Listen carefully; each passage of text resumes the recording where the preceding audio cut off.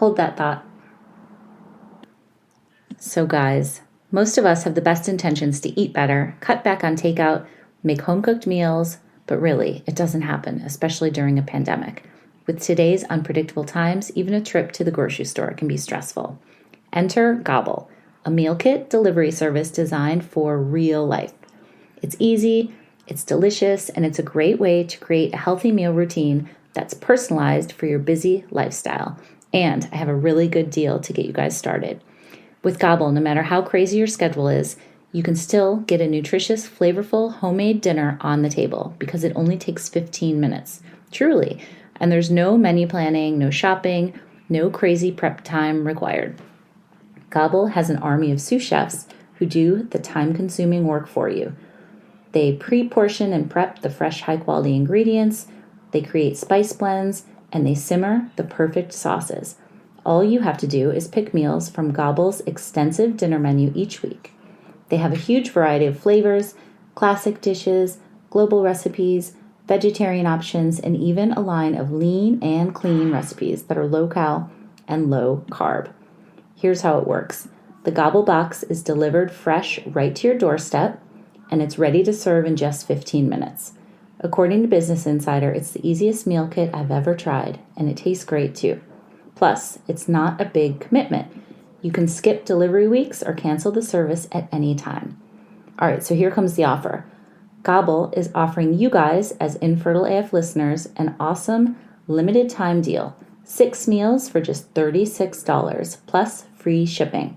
That's dinner for 2 for 3 nights for just $36.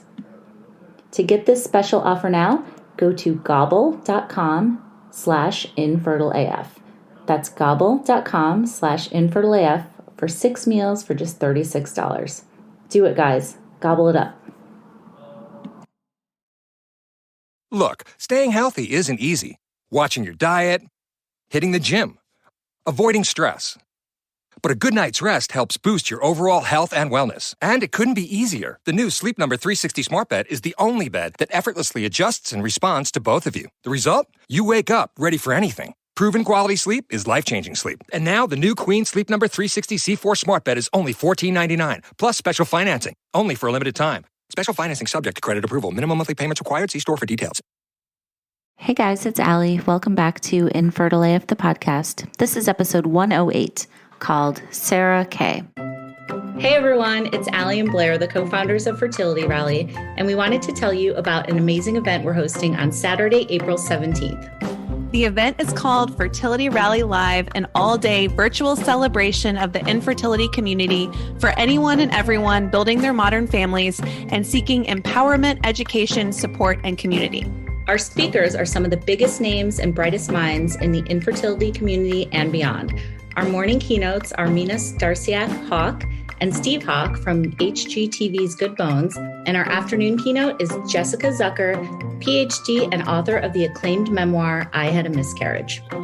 In addition to those 2 amazing keynotes, we're hosting a couples panel, a female physicians panel, and 16 breakout sessions covering everything we could squeeze into one day, including surrogacy, IVF, pregnancy after infertility, male factor infertility, donor conception, embryo adoption, recurrent pregnancy loss, and so much more.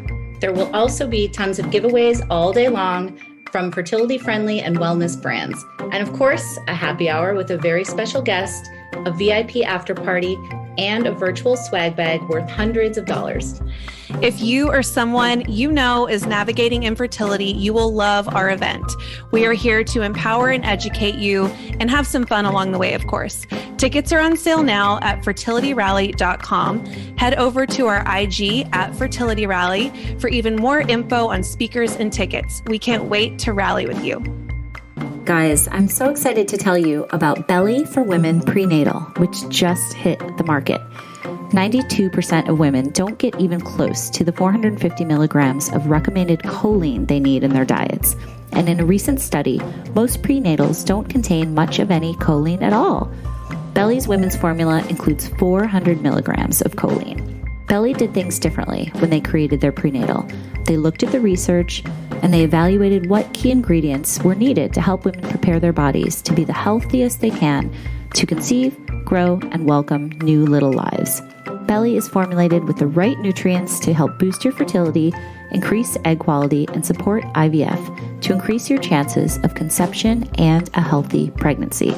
Then once you're pregnant, Beli is gentler on the stomach to reduce the effects of morning sickness, made with methylated B vitamins and the right amount of choline to support your baby's development. To get started with Beli, go to belibaby.com and use code ALLIE15 for 15% off your first month of either Beli Women or Beli Men. Again, that's code ALLIE, ALI15 at belibaby.com. That's BELIBABY.com. Thanks, Beli. Okay, guys, so I am thrilled to tell you about my guest today. Her name is Sarah Kuhn, and she is the founder of the Juna app, which helps guide people through TTC, pregnancy, and motherhood. It's a workout and nutrition app. And today she's going to tell us all about her TTC journey and how she came to have her 3 kids. And it was not an easy story. So I will let her tell it herself. Without further ado, this is Sarah's infertility story.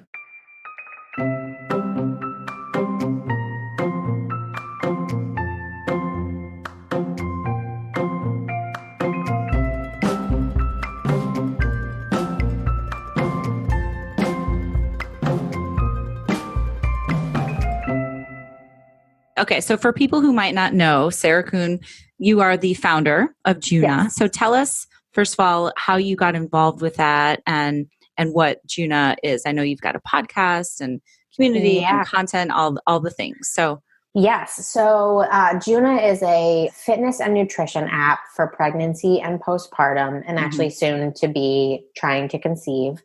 I got into that because I have been in fitness and digital fitness and nutrition, like working for companies like Beachbody and YogaWorks and FitPlan, helping them launch their online platforms for the last 10 years. And during that time, I spent a lot of time trying to get pregnant, and postpartum. And I just felt like there was nothing out there that really served my needs in the fitness world.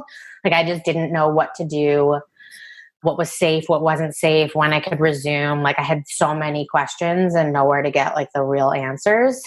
And it had been like something I had thought about for the last, I would say like from the moment I had like found out I was pregnant for the very first time, which like it took, I'll obviously get into that later, but it took 2 years just to have a successful pregnancy. right. But I spent a lot of time in that period and I was like, man, this is just like, I just don't know. I don't know what to do. And I tried to pitch the companies I was working for into doing it. And I think like what everyone, like what at least the CEOs I was working for were just like, that's very niche. And I did not believe that to be the truth. I'm like 50% of people are women. And then a lot of them will be going through this period in their life. So to think that like pregnancy is niche seems silly. And I left my last company 2 Januaries ago and was like, you know what? My husband kind of gave me the push. He was like, there's no one better like suited to run this business than you. You've done product, you've done marketing, you know the nutrition and fitness side, you can find the right partners, you have the right people. He's like, put the pieces together, like you have my support, just do it.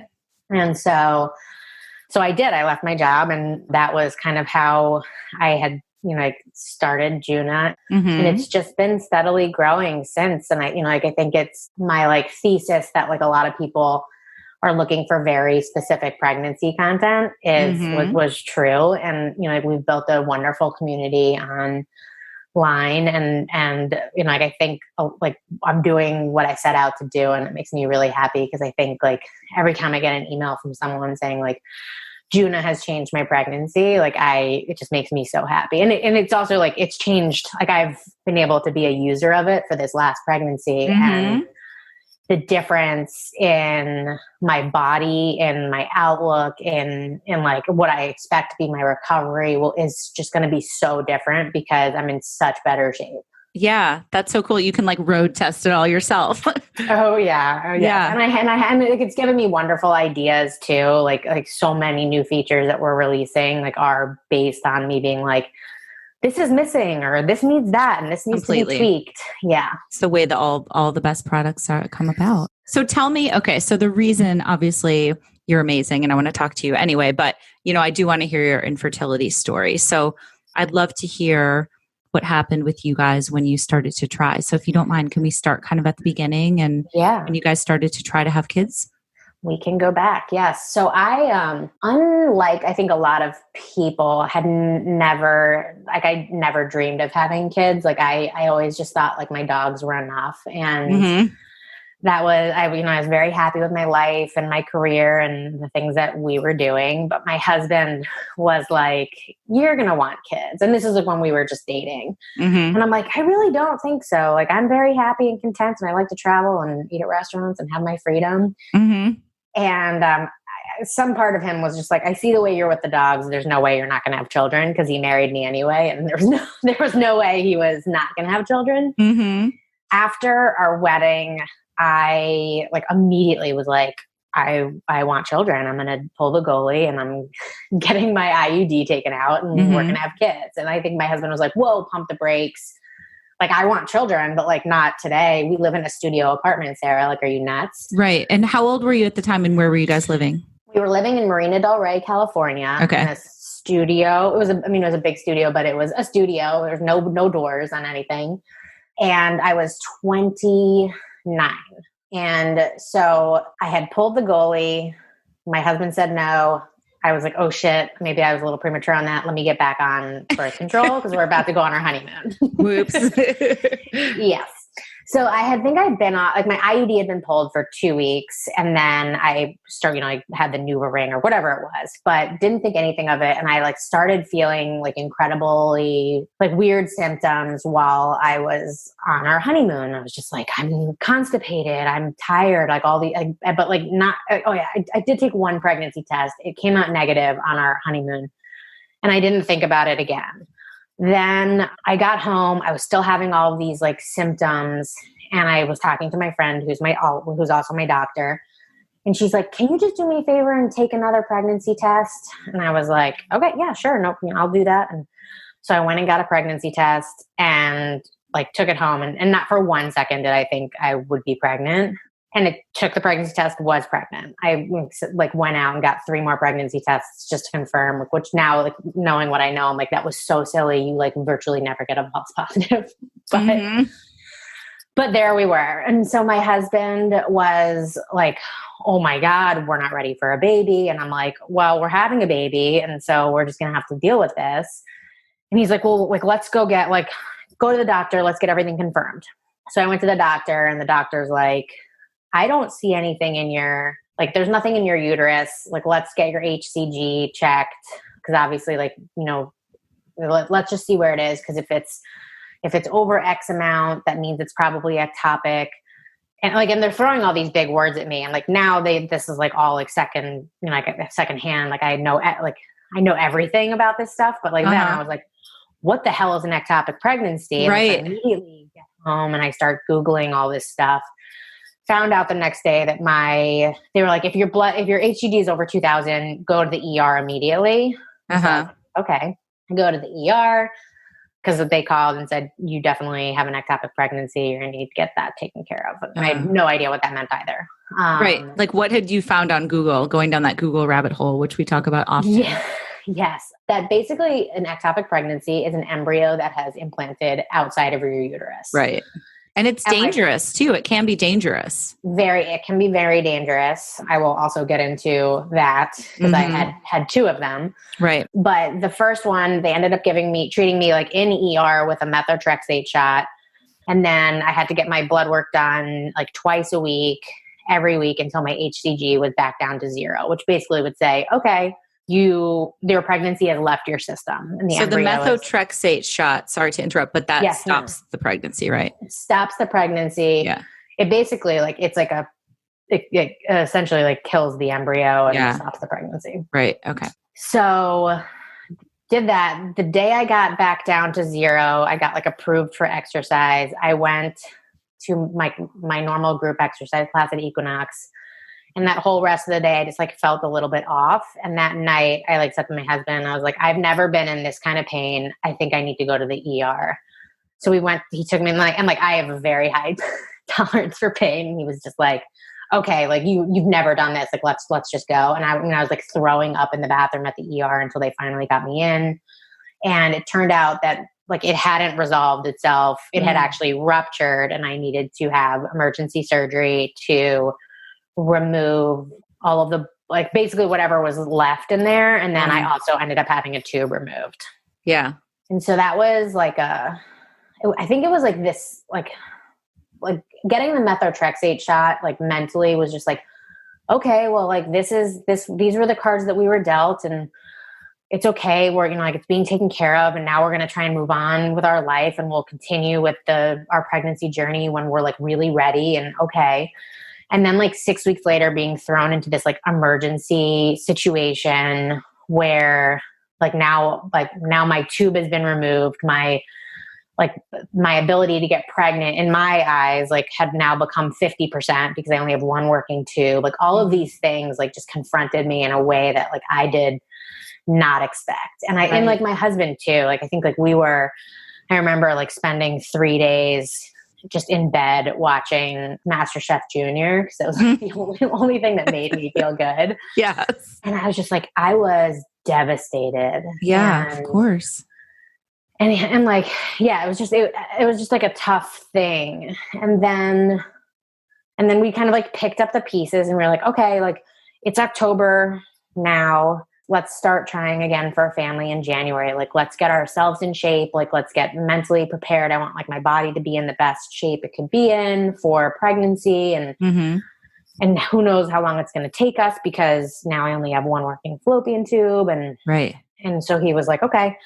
Then January came around. We immediately started to like, tracking ovulation. And I got like real serious about it. Like I needed to have every data point possible, which I talk about a lot on my podcast, but it's like it's like the least sexy thing in the world. It completely consumed our marriage and like, it was, it was only like 1 month, but I remember, for this period, I remember like I telling my husband, like I'm ovulating, and he was like, okay, like, all right. And then like, we couldn't get it. Like we just couldn't get it going. And I was like mad at him.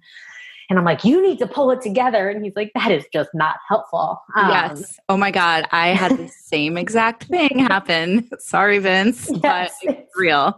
It is. You're like, the timing needs to be perfect. And I've done all of these things to make sure that the timing is perfect. All you have to do is show up. Right. And you can't. Right. So we actually ended up getting pregnant on the first try in January. And then had a miscarriage. And I found out that I was having a miscarriage at, I think it was 6.5 weeks, which like I like knew that I was pregnant at exactly 4 weeks. So I had 2.5 weeks to like get really excited about it. And it was like just enough to be crushing. Totally. And I was just like, well, that really sucks. But I remember, and this is not to like, miscarriage is absolutely awful, and I like wouldn't wish it on anybody. But I remember saying to my husband, I'm just so glad that like this feels much more natural than like the ectopic pregnancy and the surgery, and like we aren't in the ER like having I'm like this I can deal with this. Give me I'm going to take 1 day to be really sad, and then like we can. And that was just like how I processed it. Well, that's your own, that's your own experience and your own story. So you had gone through the trauma of the surgery and all that stuff. So that makes perfect sense to me. Yeah. And it was just like, I just felt like, okay, of all of the worst case scenarios, this one felt better than my last one. Right. And then I was just like, and it's good because like I got pregnant on the first try, and that's great. And that means that like my one working fallopian tube is working. So then we weren't even, I wouldn't say that we weren't trying, because we were actively having unprotected sex, but I never got a period between my miscarriage and my next pregnancy. And so I was just a little, like I was off in like, we were guessing how pregnant I was, like, I just didn't know when I ovulated, but I was feeling all of the like pregnancy symptoms. And I called, and we were going away on our 5-year wedding anniversary, and we were going to Mexico, and I had this like bright red, like drop of blood. And I was like, what is that? Oh no, like bright red's never good. And I'm like, I just want to get to that. Let me like get this checked out before we go to Mexico, because I need some peace of mind before I'm like in Mexico with, without my healthcare. Right. So I got in with my doctor, and my husband was thankfully with me because it was 8 weeks, 7 weeks, whatever it was. And the I don't know if this is the same with everyone, but so the ultrasound tech like can't tell you anything. Like the doctor needs to be present. Right. So, right. But they get that look on their face. Yeah. She had this look on her face, and we're sitting there, we hear the heartbeat. So we're like, well, we're good. Right. Like there's the heartbeat. And she's like making this like weird face and kind of like shaking her head. And my husband and I are like, fuck, like I just feel my chest sink. And finally the OB comes in, and she's like, and this is a different OB because I had changed jobs and changed my healthcare. So it like she like knew my history, but didn't know I guess like maybe she didn't even know my history, but she's like, so it's not in the right place. And I'm like, what does that mean? And she's like, but it's not in your tube. She's like, it's in your uterus, but it's just not in the right place in your uterus. And I'm like, what does that even mean? Right. There's the uterus. Like, that's where it's supposed to be. Right. So she basically goes on to tell me that it's in the corneal region, which is the top corner of your uterus. And that like, this is a very dangerous place for an ectopic pregnancy because it's super vascular. And if this ruptures, like essentially I could bleed out in minutes. And I was just like, okay. Oh my God. She's like, so we need you to walk downstairs very carefully, and we need you to go to the ER immediately. We will send our family, like family OBs who are on call. Like they'll know your whole case, your whole history, but we need you admitted immediately. Scary. And I was like, okay. And so then and by the way, like I have the worst first trimester pregnancy symptoms. Like I am throwing up. Like it was miserable. And I was just like, I remember laying there being like, and I think it took them like 10 hours to admit me. Like, and I was just like, what? Yeah, it was just like, cause they were waiting for a bed up in, I guess like on the OB, what it was just like a different, like I wasn't being admitted to emergency. I needed to be admitted into like another section. Cause apparently what I didn't know was I was going to be there for a while. Oh my God. And so throughout all this, like the OB that ended up becoming my OB for my next 2 children was like being very, like, she was like, here's the what's we just did an ultrasound. Like, this is where it is. Here are the different treatment plans. And like in my head, I'm like, well, can't we just like move it? Like, can't we just move it down? She's like, no, that's not how it works. And I was like, so you like have to terminate this pregnancy. Like after we had just heard this heartbeat, like, I'm just like, what? Like, I don't understand.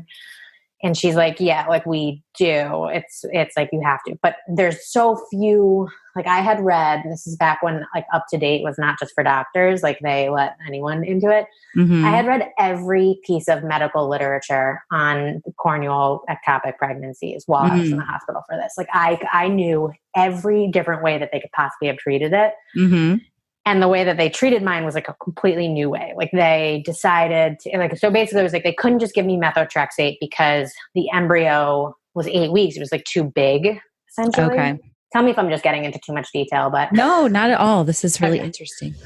But that was too big. And then they were like, we could go in vaginally and shoot it directly into the embryo, or we can go through your stomach and find it like that way. And I'm like, oh, and I was at the UCLA Medical Hospital, which is a teaching hospital. So everything is like an opportunity for like new doctors and residents and to like see new cases. And so my case was very exciting to everyone because this was so rare and so unique. Right. And by this, so they had started me on methotrexate, which by the way, I've said it a lot, but it's like, it's a form of chemotherapy. And so add on first trimester symptoms with chemotherapy. And like, God. I was so ill. I couldn't eat. Like, I think like while I was in the hospital, I lost like 12 pounds. Oh, and so they were giving me methotrexate every 24 hours. Then we did what I was supposed to be through my abdomen, they were going to shoot methotrexate directly into the embryo. It turns out my uterus flipped, so they had to go in vaginally. Oh. And they couldn't give me anesthesia because the anesthesiologist had already left for the day. Oh my God. And I was like, well, I guess we're doing this then. And like, I had no choice in the matter. I'd already been wheeled down. My husband was like waiting outside in the hall, and he said that over 50 residents like had filed into the other room to watch this procedure happen. Mm-hmm. And I'm horrified now. I'm like, oh my God, I cannot believe this.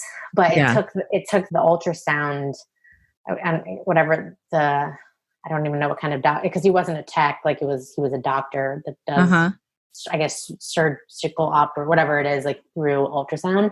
Mm-hmm. It took him 2 different tries to like get it into my embryo. Oh, and I remember like feeling devastated because it was just like, yes, I'm glad you got it, but now that was my baby. Absolutely. And just like the trauma of like going through getting through the second or third pregnancy that was now ultimately terminated. And then just like this whole other, and what I forgot to mention was because they didn't have like my medical files from Kaiser, which is where I had my first procedure. Mm-hmm. They weren't, and I didn't know which tube I lost. Mm. So when they kept saying this procedure, we may need to end up basically giving you we may need to remove the other tube. We may need, these are all these things that could happen. And so the thought of me not having a baby at all was like really it was a real threat. Yeah. And it wasn't until I think it was my 3rd or 4th day into the hospital that Kaiser finally released my records. And it was like, oh no, you lost your right tube, because weirdly the embryo went down my left tube, shot over to the other side, and implanted on the opposite side corneal region. Uh-huh. And so the whole time we were under the impression that my right side was the one with the tube, because that was the side that it had implanted on. And so, okay, got it. So like we were pretty certain the whole time that like my one remaining tube was going to have to go as well. Anyway, all that to say that was not the case. So finding that out at 3 or 4 days was like really helpful, I think, for me mentally. Like one piece of good news after a shitstorm of like terrible news, right? Exactly. Yeah. I ended up spending 8 days in the hospital, and then having to do the blood work for like the and the whole time I was there, what we were waiting for was my HCG to start going down. Okay. So basically like every day they'd come and do blood work, and every day my HCG was still growing up, which to them meant that the pregnancy was still working. And then finally, I think it was like day 5, it started to head down, and they needed it to be like below a certain number, which meant it was actually shrinking.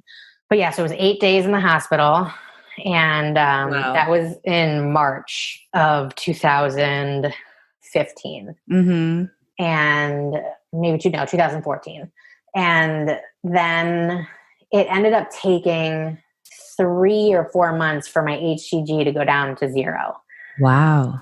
And that 3 or 4 months was actually like kind of a blessing for me and my marriage, because it meant we couldn't try to get pregnant. Like getting pregnant was not an option. Yeah. And so we could like really focus on the healing part of our journey. Like, cause it felt like we were just like thrown into like all of this stuff.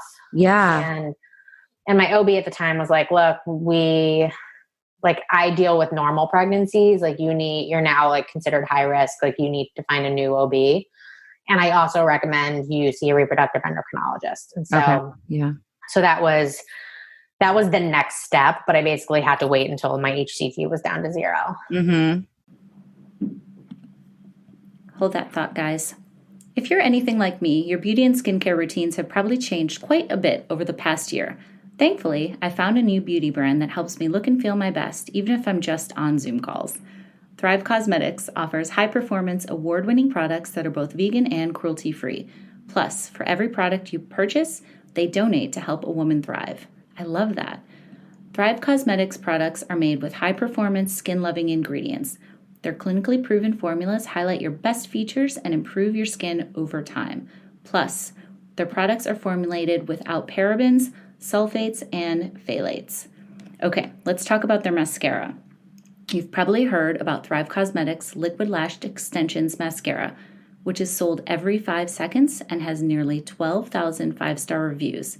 It's also an Allure Best of Beauty award winner. The mascara is really cool because it looks like you're wearing lash extensions, but you don't have the glue or the expensive salon prices. Plus, it actually supports longer, stronger, and healthier looking lashes over time. It's flake-free, smudge-free, and clump-free. Every time I wear it, I feel like I'm wearing fake lashes, but I'm not. A few more things. Thrive is 100% vegan and cruelty-free. They never test on animals. They are Leaping Bunny and PETA certified. And they have this awesome program called Bigger Than Beauty, which means that for every product purchased, Thrive Cosmetics helps women in need by donating funds and products to help them thrive. All right, guys, so start thriving and help women in need today by going to thrivecosmetics.com/infertileaf for 15% off your first purchase. That's Thrive, CAUSE medics.com/infertileaf for 15% off. Thanks, Thrive.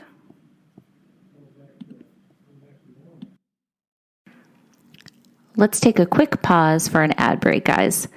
I'm here to talk about a new podcast I discovered called the All Inclusive Podcast. If you know me and you follow me on Instagram, you might remember that my word for 2021 was inclusion. So when I heard about the All Inclusive Podcast, I had to give it a listen. It's hosted by a guy named Jay Rudderman, who interviews leaders and experts on the latest news, technology, and advocacy for social justice. He believes that inclusion and understanding of all people is essential to a fair and flourishing community, and that in order to make progress that will lead to an innovative future, honest discussions must be held. And that is what All Inclusive is about. To that end, Jay has interviewed people like rising political star Michelle Wu, filmmakers Peter and Bobby Farrelly, author and political scientist Norman Ornstein, Paralympic medalist Jessica Long, and so many more. There's been some really interesting conversations on a huge variety of topics. It's all inclusive because everyone is welcome. So give it a listen, guys, and you can subscribe also to the All Inclusive Podcast on Apple, Stitcher, Spotify, and anywhere else podcasts are available. You can also visit the show website for more information and full episode transcripts at www.allinclusivepodcast.com. I really like what you're doing, Jay Rudderman. Check it out, guys. And together, let's all make this world a better, more inclusive place. And You make a good point for the relationship's sake, at least. It wasn't like, let's try. Like you finally had, a reason to not have to think about that for a moment. it was, I think like my husband will say it too, but it was like the best thing. Cause like we could just drink and go out to restaurants and like just literally lose focus for a bit, because it just felt like the last 8 months had been one disappointment after the next in like really highly medicalized ways. Yeah. And so finally when I think it's the hysterosalpingogram that I got that basically like looks at your tubes to see like what happened. And there was essentially like no explanation to why this would have happened. Like I think both were kind of freak. Mm-hmm. But my OB at the time was just like, look, I still recommend going the IVF route. Like you have a little bit of scar tissue, which could suggest it. Like we just don't know. But like having had 2 of these, like, and you only have 1 tube left, like this will eliminate a lot of risk for you. And so that's she's like, that's the course I would recommend. Right. And she's like, and here's the reproductive endocrinologist that I recommend. And I like trusted this woman because this was the woman that like kind of like was my OB when we were in the hospital, like got me through those 8 days. Like I like loved her so deeply. And I feel like all she wanted to do was deliver a healthy baby of mine. And so when she was like, this is who I think you should use as a reproductive endocrinologist, like to me, it was just like, that's who I'm using. Right. And it was also like, they worked out of the same office together at UCLA. So I like wait. So all that to say, I was just like, I'll wait for however long to get an appointment with her. Sure. Which was another 2 months. And so during those 2 months, we did not try, which was like another 2-month break, which was nice. And then we started the IVF process in October with this new reproductive endocrinologist. Okay. And we did 1 cycle. It is not covered in California. So, so insurance, so that was just like a huge out-of-pocket expense. Like I think my dad, who's like the most wonderful man in the world, like he was just like I want you to have whatever you want. Like, let me help you guys do this. Yes. Our parents helped us too. My in-laws and my parents. Yeah. It's just like one of those things that like, we wouldn't have been able to do it without him. And so I just feel so grateful that we were able, and I mean, and I feel so grateful, and I'll get to the punchline here, but our kids are not from IVF. But we did the first round, and when I'm telling you, and I, based on your story too, like you fully understand, like I have never felt more stress in my body. Yeah. To have an outcome than what we were going through during IVF. It was just like, okay, we've now been at this for well over 1.5 years. Like all I want is a baby. Like all my friends around me are having babies. Like we're literally like, we just did IVF. I think I had 8 good embryos left. I have every opportunity to have this baby. This needs to work. Like right. it needs to work. Yep. And so we transferred 1. They wouldn't transfer more than 1 for me because that would be a higher risk of ectopic. Sure. And so they transferred 1, and it was right before Thanksgiving. And I remember taking Thanksgiving break and just like, the only thing that I could do was think about it. Like I obsessed so compulsively. Like I don't think I could have like a normal conversation with someone without me just like drifting off into like, is my body pregnant? Is my body pregnant? Oh, right. What was that? And totally. And I took a pregnancy test before that 10-day blood test, and I knew it was negative. And I was like so disappointed when at least like I was so glad I did because like when they called me, I was able to like be like, no, I know.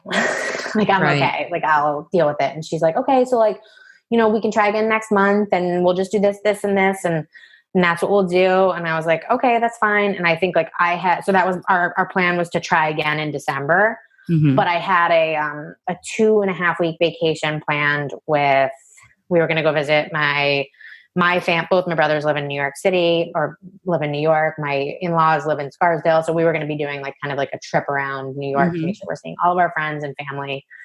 And I was like, well, we got to do this before that trip.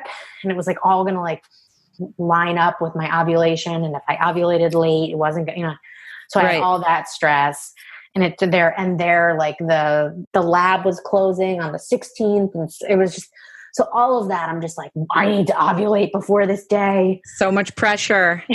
Yeah. And my husband was just like, he literally like put his foot down and he was like, Sarah, we're taking December off.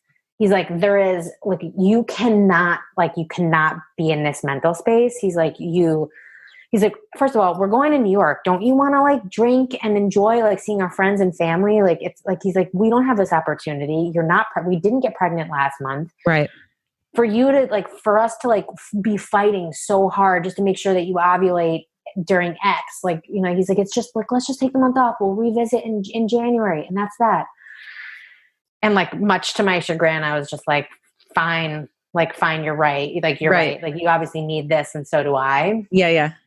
And I didn't. I ovulated like 7 days later than Like there was no way I was even going to come close to making it to the lab. And then, like, I think like I took 2 weeks mentally off of the pregnancy thing. Like I just like left it. And I was just like, we're going to enjoy our friends and family. Like, and we'll revisit this baby thing in January. And that was the month that we got pregnant with Luca. Mm-hmm. And like, I don't want to feed into the like myth that like stress causes infertility at all. 'Cause that's not true. Like, but like in my case, like the physical stress and anxiety that I put my body under, I think like was literally preventing me from like preventing my body to have to like carry a healthy baby. Yeah. No, I wouldn't say that it's not true across the board. I think it just varies and it depends on the situation. And, I have talked to people where it's like cortisol, right? The stress hormone blocks other things from happening and kind of takes over. And so I do think that, there's lots of studies that have said it plays a role. I mean, this isn't a medical podcast, as you know, and I'm not going to go out and say that, but it is something to look at. It's a factor that, can play a role for sure. And it's one of those things too, where I'm like it's so hard to get out of your head, because when you want to start a family, like you want to start a family, like things that are getting in your way become stressful, and it is just a stressful situation. Absolutely. So having these like moments where like we were forced to let go was very helpful for us. Yeah. But I found out that I was pregnant on New Year's Day after a particularly hard partying. So the amount of guilt that I felt, I was just like, oh my God, like if I killed my baby, what have I done? Yes. But I would say that it wasn't without a lot of stress, because I think the intention was for not for me to get pregnant naturally. And now I spent the next 2 weeks terrified that it was going to be in the wrong place. Right. Of course. And so when we finally got back to LA, my OB got us in immediately. And like, I think like there's like in every pregnancy like since then, until I know that embryo is in the right place. Right. Like for some people, it's when they hear a heartbeat. For me, it's like having the doctor say, yep, it's in your uterus. Right. You're good to go. So with Kyla, my husband and I had decided that we were going to try and get pregnant with number 2. Uh-huh. We would give it 3 months. If it didn't work within 3 months, we would go back to our embryo bank. But my OB was basically like, I think that the issue was the scar tissue. After your uterus stretches, I don't think that'll be a problem anymore. So I don't think that you will have these problems in the future. Okay. And I was like, okay. So I wasn't as nervous trying. Right. But I think like the one thing I was just like, well, we have these embryos. If it ends up taking us a year, I was a little bit more obsessive about the family planning aspect of it. Mm-hmm. And if I could take risk out and because I was like, oh, I want my kids 2 years apart. And so we're going to give it this amount of time. And if not, then like, we'll go to our embryo bank. And then I got pregnant on the first try with Kyla. So that was a relief. And it was also like we didn't find out the gender with her. Mm-hmm. So that was just a different kind of special pregnancy as well. After you've gone through, whatever trauma you've gone through personally, it's so hard to relax during the pregnancy. I think you hit the nail on the head. Like there's like pregnancy after loss is a whole category in itself. And I talk about this a lot I've talked about this a lot on my podcast with people because it's just like, there was nothing more scary to me during my pregnancy with Luca. Like it's just every event felt like this huge hurdle. And every single moment I felt like, well, if we can just get here, then I'll feel better. And like, for Luca, it was okay. If we just find out he's in the right place, then I'll feel better. Then if we can just see her heartbeat, then I'll feel better. And I just realized that the entire pregnancy, I kept creating these like new like milestones. Benchmark. Yeah. And I would probably say 40 weeks terrified. Interestingly, with this third baby, I actually had like weird bleeding at the beginning, which was scary. And again, I started with my OB that had delivered the first two babies. And she's like, look, the heartbeat's still there. She's like, I wouldn't like, I think, it might've just been the ultrasound that caused this bleeding, but don't worry about it. And I'm so glad that was like her approach, because I could have spent the next 3 weeks just like absolutely consumed over it. Definitely. And I was just like, no, okay. But I think like this gets really dark, but I feel like the more we're seeing online, the more common you think things are. And I've had this just terrifying, terrifying thing on the back of my shoulders that like, I'm going to make it to 40 weeks here and have a stillbirth or have like an issue at late. And it's just, I don't know if that's because I'm doing a home birth and, risk is a little bit higher if God forbid something goes wrong. Like, I don't know if that's why I'm so terrified about it, but like this pregnancy more so than any other pregnancy, I've just felt like I'm going to get all the way to the end and I'm going to like feel this loss that I have not experienced yet and not be able to deal with it. And so I think pregnancy after loss can just like really mess with your head. Completely. I don't know if this is just like my experience, but it hasn't gotten better, just darker in different ways with each. Yeah, no, I'm so glad that you said that. Thank you for saying that. I know that is scary and maybe hard to like admit to, but I think that will really help people to hear that, if they're having the same kind of thoughts or notions. Hey guys, so since Sarah and I last did our interview, she had her third baby. So I wanted to do a little follow-up recording with her, and we did that last week. So this next part is from last week because we wanted to give you guys the latest info. So enjoy. So I decided I wanted to do this last pregnancy very differently, and I did that by going with a midwife instead of an OB.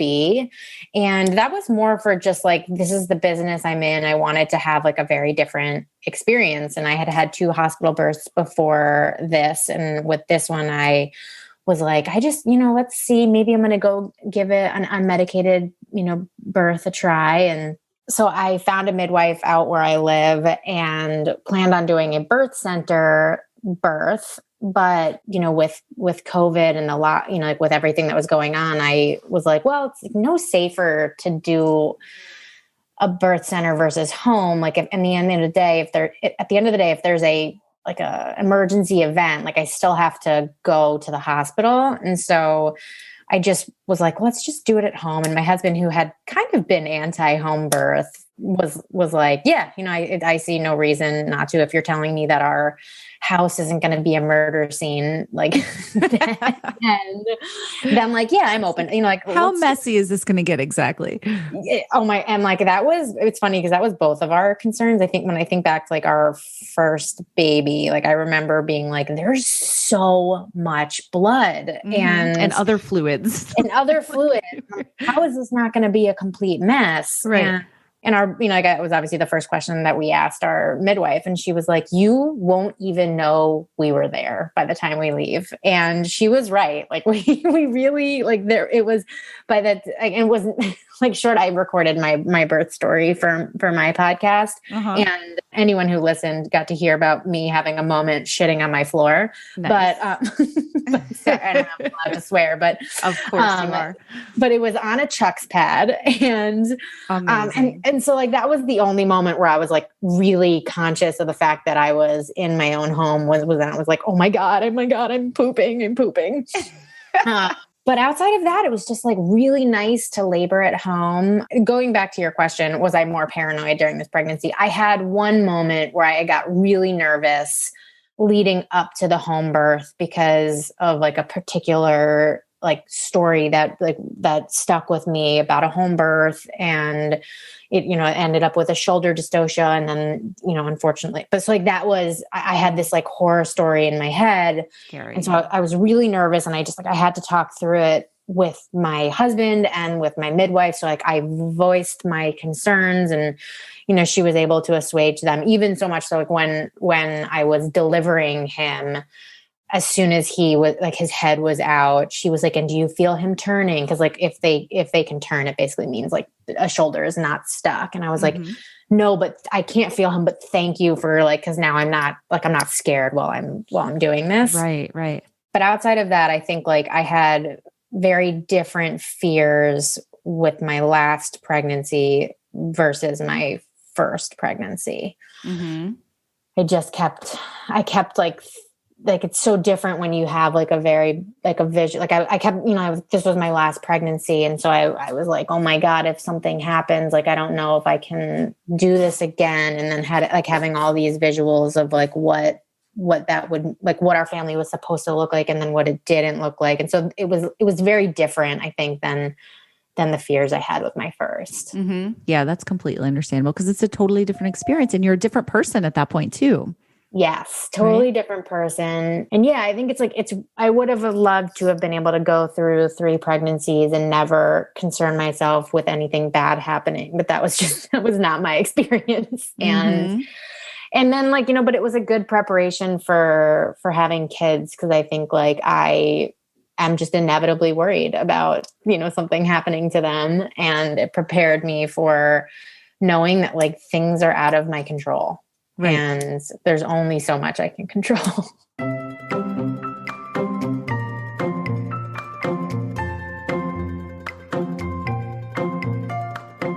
All right, everybody. Thank you so much for listening to my conversation with Sarah. And Sarah, I'm so happy for you and your family and your healthy babes. So thanks again for sharing everything. Guys, definitely check out Juna and also check out Fertility Rally Live, which is happening on April 17th. We are so excited to give anybody who is going through infertility or building their modern families a wonderful day of support and community, breakout sessions, panels, keynote talks, tons of giveaways. It's going to be amazing. So definitely check it out at fertilityrally.com. Tickets are on sale now. You can see even more and who the speakers are on our Instagram at Fertility Rally. So come and rally with us. All right, talk to you guys next time.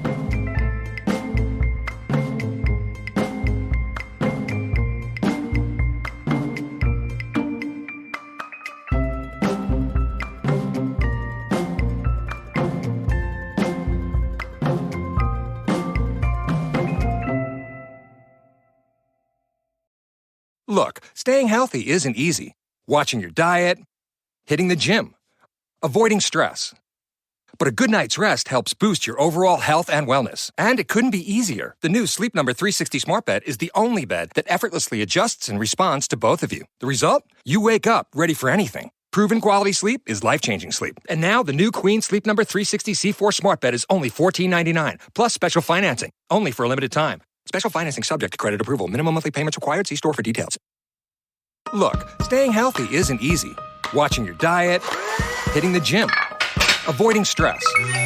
But a good night's rest helps boost your overall health and wellness. And it couldn't be easier. The new Sleep Number 360 Smart Bed is the only bed that effortlessly adjusts and responds to both of you. The result? You wake up ready for anything. Proven quality sleep is life-changing sleep. Don't miss our weekend special. Save $1,000 on our most popular smart bed and adjustable base, plus special financing. Ends Monday. Special financing subject to credit approval. Minimum monthly payments required. See store for details.